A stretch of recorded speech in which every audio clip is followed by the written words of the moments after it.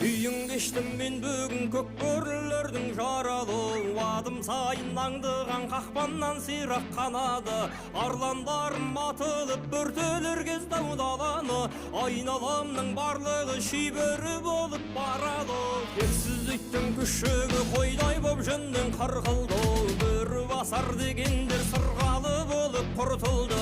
Өлтірігім сақ болшы, заман келсе де мың түрлі, сыпырған мен терімді сыпырмас ешкім рухымды.